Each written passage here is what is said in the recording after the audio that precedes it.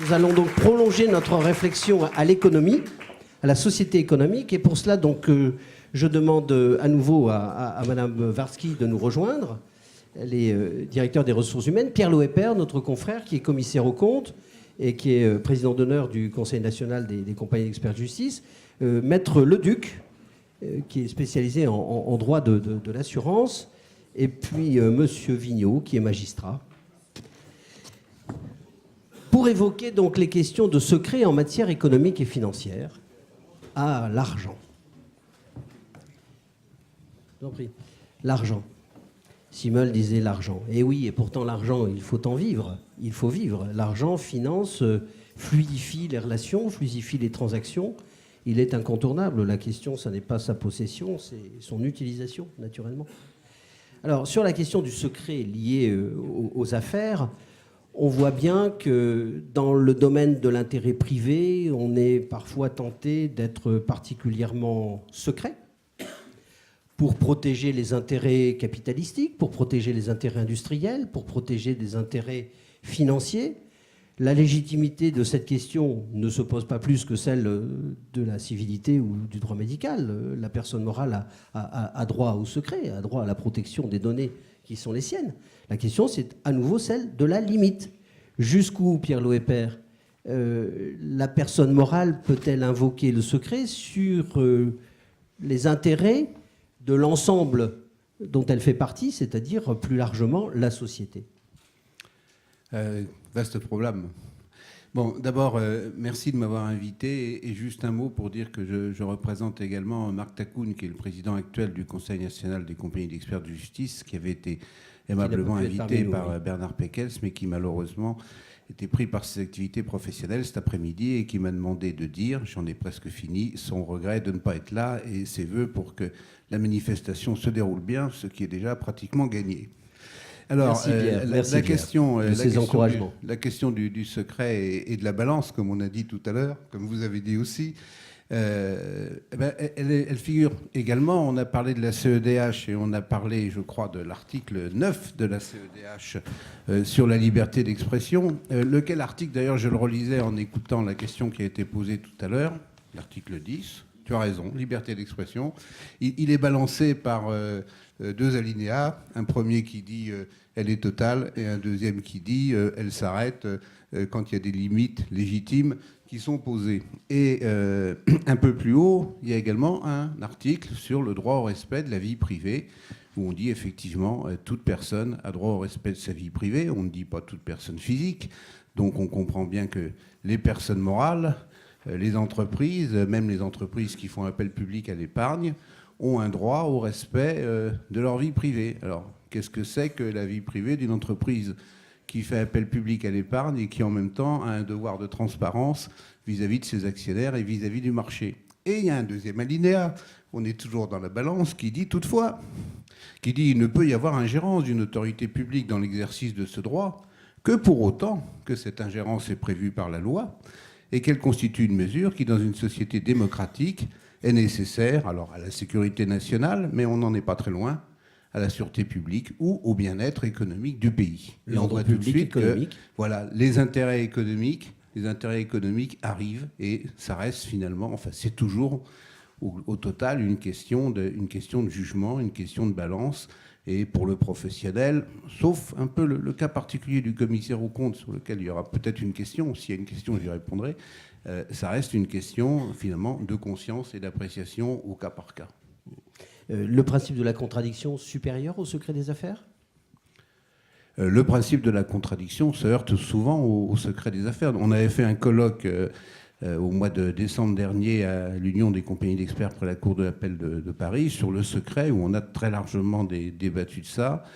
La réponse est en général fournie par le juge quand l'expert n'arrive pas à s'en défaire vis-à-vis des parties, et le juge va rechercher si le secret qui est opposé est un secret légitime. Voilà, s'il doit s'incliner devant la contradiction ou s'il peut perdurer parce que vous connaissez tous les histoires de contrefaçon où on lance une action en contrefaçon pour en réalité connaître le fichier client de son principal concurrent. Bon, là, il est évident que le juge dit tout de suite le secret qui est opposé est légitime et ne doit pas s'incliner devant un usage extensif et abusif au total du principe de la contradiction. Mais il y a des cas qui sont beaucoup moins simples. Alors, je me souviens d'un numéro d'il y a une trentaine d'années de la Revue française de gestion, qui a disparu depuis, qui était une revue qui avait été initiée par la FNEG, la Fondation des études de gestion, et qui était centrée sur une question, à mon sens, extrêmement intéressante, la procédure judiciaire comme moyen d'acquisition d'informations stratégiques sur un concurrent. Et oui. Ça existe. Hein.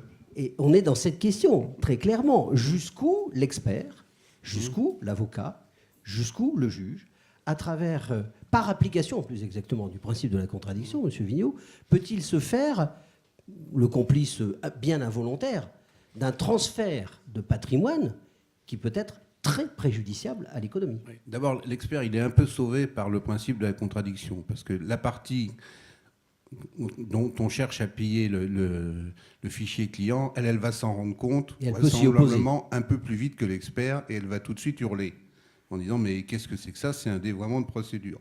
Donc l'expert, s'il n'est pas borné, ce qui est quand même le cas d'un certain nombre, va se dire il y a un problème, il faut le poser sur la table, il faut prendre le temps de l'examiner. On essaye de le régler entre nous. Alors il y a plein de méthodes. On fait appel à des intermédiaires qui sont experts comptables, qui eux-mêmes sont tenus au secret pour consulter sans prendre de notes ni de photocopie des documents et rechercher des clients communs en s'interdisant de se souvenir des autres. Et puis quand on n'y arrive pas, on retourne vers le tribunal, à qui il faudrait peut-être donner la parole. Exactement. Monsieur le juge, comment solutionner cette question ? Je n'ose pas encore parler de balance, parce que c'est tout l'équilibre entre des droits contraires. Alors je pense pas qu'il faille parler de principe de la contradiction, parce que le principe de la contradiction, il est postérieur. C'est les intérêts antinomiques entre effectivement le droit au secret, mais aussi, pour l'autre partie, le droit d'accès au juge. Et pour la Cour européenne des droits de l'homme, le droit d'accès au juge inclut le droit de pouvoir présenter sa cause et donc ses preuves dans des conditions équitables. Et c'est aussi le droit de la propriété, puisque l'action en justice vise souvent à faire établir un droit de propriété qui peut être un droit de propriété incorporelle, une créance indemnitaire, c'est un droit de propriété. Donc il faut pas que le secret, en cela, la Cour de cassation suit ce que dit la Cour européenne des droits de l'homme, c'est que le secret n'est pas en soi un obstacle à empêcher l'accès à la preuve. Mais le juge, là, doit encore faire respecter les équilibres, la balance, et veiller à ce que ce secret ne porte pas atteinte dans sa substance même au droit d'accès au juge. Alors, pour cela, il y a une sorte de méthodologie qui est mise en place. Une mesure d'instruction peut être ordonnée d'abord de façon générale à condition que le demandeur établisse la probabilité du fait qui lui est nécessaire de prouver, qu'il démontre qu'il a mis en œuvre tout ce qui lui était à sa portée pour obtenir la preuve. Mais lorsqu'on est confronté à un secret, la jurisprudence vient ajouter d'autres conditions. Il faut que le juge s'assure d'abord que la preuve, la mesure d'instruction qu'on sollicite est indispensable à l'établissement de cette preuve. C'est-à-dire qu'il doit vérifier et le demandeur doit démontrer qu'il n'y a pas d'autre moyen d'accéder à la connaissance du fait que passer par cet élément, passer par cette mesure d'instruction. Et puis, le juge doit veiller à ce que la mesure soit proportionnée, strictement proportionnée à la recherche du fait en question.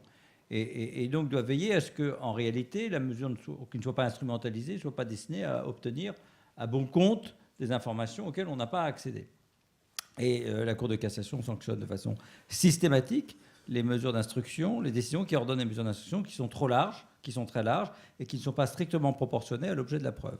C'est des sortes de perquisitions civiles. Alors, il y en a récemment, la Cour de cassation dans un arrêt du 16 mai 2012, a approuvé une cour d'appel qui avait annulé une mesure de constat ordonnée par le président d'un tribunal de commerce qui, je vous cite, l'autorisait à saisir tout document social, fiscal, comptable, administratif de quelque nature que ce soit susceptible d'établir la preuve, l'origine et l'étendue des détournements. Et donc, ça conférait le pouvoir à un huissier de justice de fouiller à son gré dans les locaux d'une société. Alors, c'est très souvent demandé, ce genre de mesure. Moi, je me souviens qu'un jour, un jeune avocat me présente une ordonnance, une requête, en demandant ce type de mesure.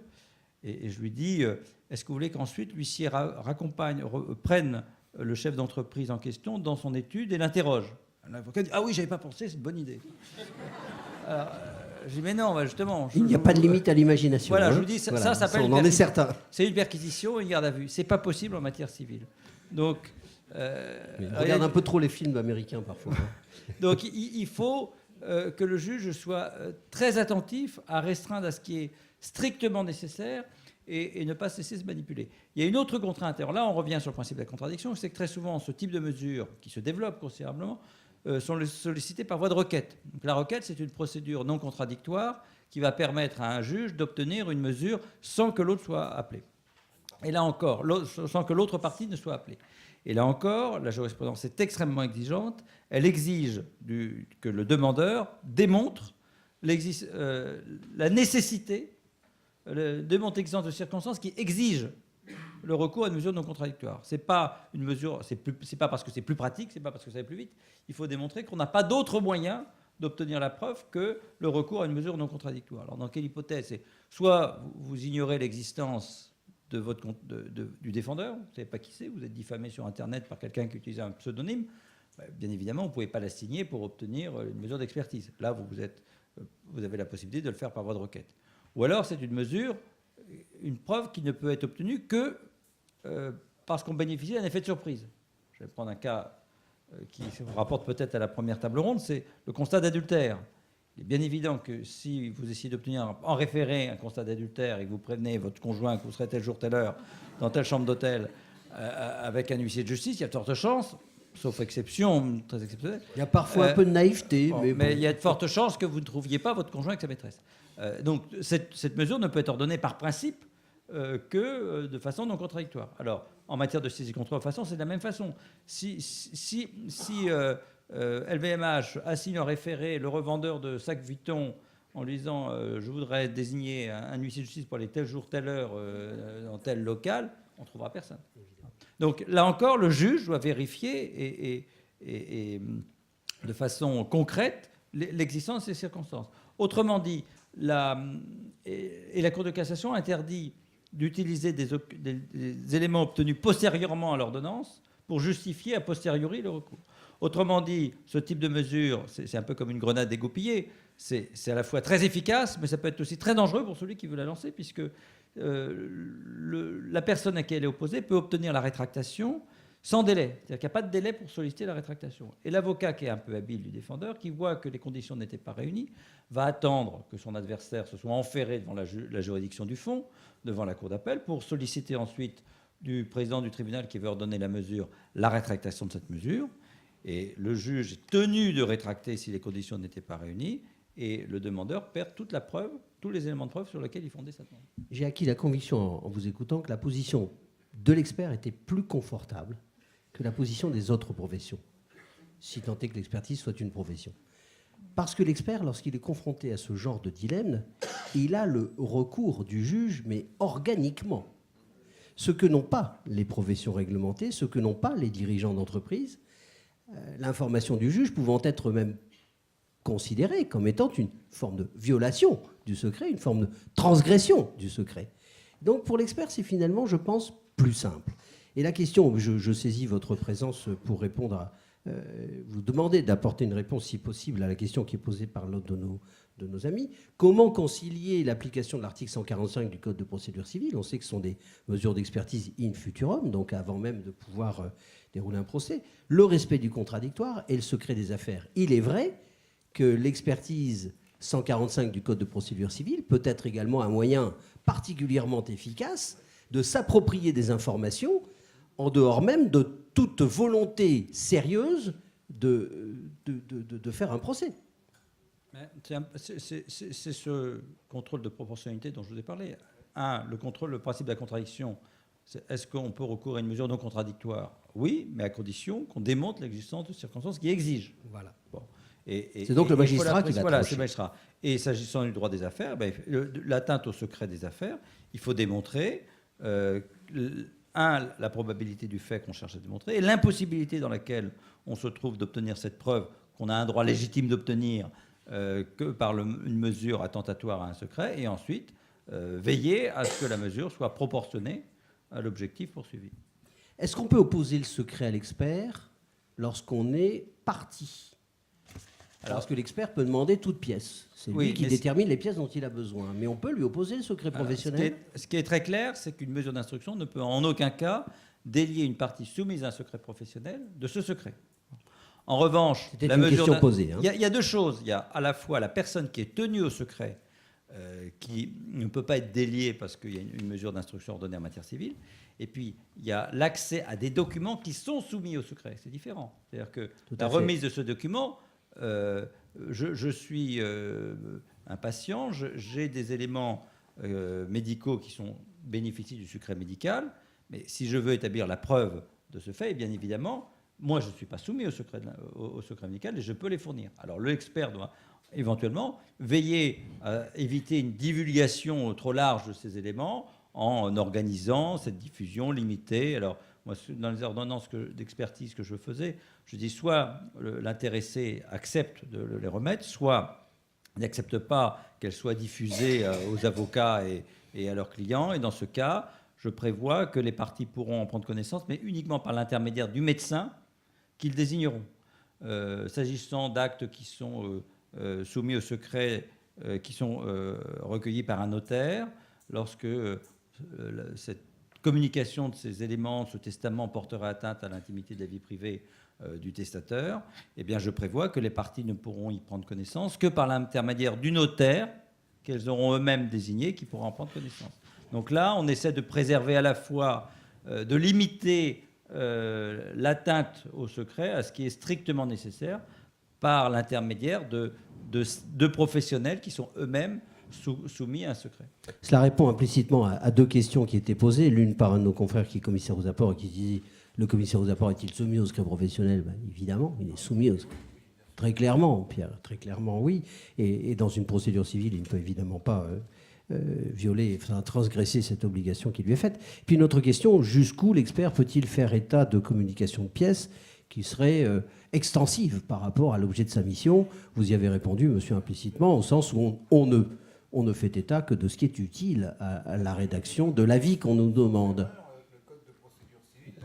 Prends le micro. Sauf erreur, c'est écrit en toutes lettres dans le Code de procédure civile. Absolument. Il ne fait état que ce qui est dans le champ de sa mission. Donc, il engage sa responsabilité si... Là, c'est une vraie transgression. Tout à fait. Alors, pour le confrère sur le commissariat aux apports, je pense que la réponse est la même que lorsque dans une assemblée, un actionnaire s'adresse au commissaire aux apports en lui demandant... Ou au commissaire aux comptes, d'ailleurs. Ou au commissaire aux comptes. Le commissaire aux comptes et le commissaire aux apports n'ont pas le droit de répondre. La réponse appartient, le cas échéant, s'il a envie de aux dirigeants. Aux dirigeants. Ce sont les dirigeants.